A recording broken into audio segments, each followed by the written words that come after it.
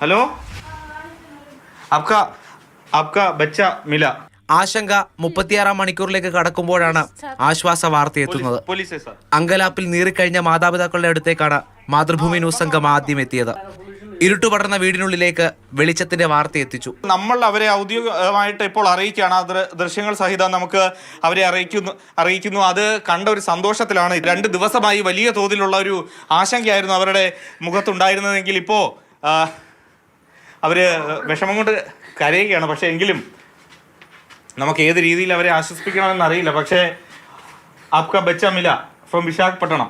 വാക്കുകളിൽ അറിയിക്കാനാകാത്ത ആശ്വാസം കണ്ണീരിലൂടെ പുറത്തു വന്നു.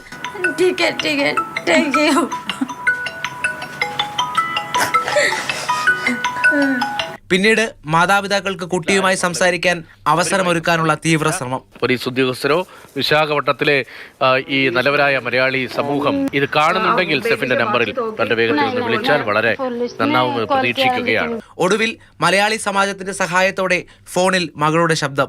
ആശങ്കയകറ്റി സ്നേഹം പങ്കിട്ടത് മാതൃഭൂമി ന്യൂസ് റിപ്പോർട്ടർ AK സ്റ്റെഫിന്റെ ഫോണിലൂടെ.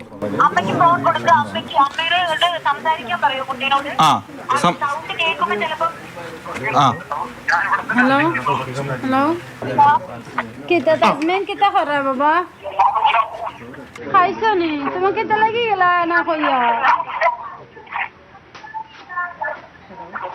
এই দয়া পাই না মায়ের করছো দয়া করে মা দুইটা মারছে করি তুমি গেলা কি কিতা লাগি বাবা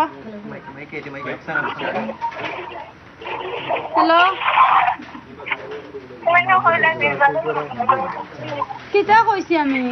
പിന്നാലെ വീഡിയോ കോളിലും കുടുംബം കുട്ടിയോട് സംസാരിച്ചു.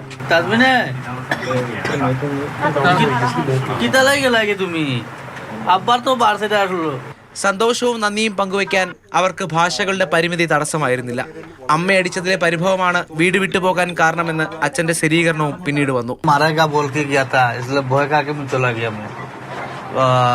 छोटू बेटे को नहीं मार रहा है, मेरे को ज्यादा मारता है, इसलिए मैं चले गया बोल लगे. സമീപകാലത്ത് റിപ്പോർട്ട് ചെയ്തതിൽ ഏറെ സന്തോഷം നൽകിയ വാർത്താ നിമിഷം അത് ഇതുവരെ കണ്ടതാണ്.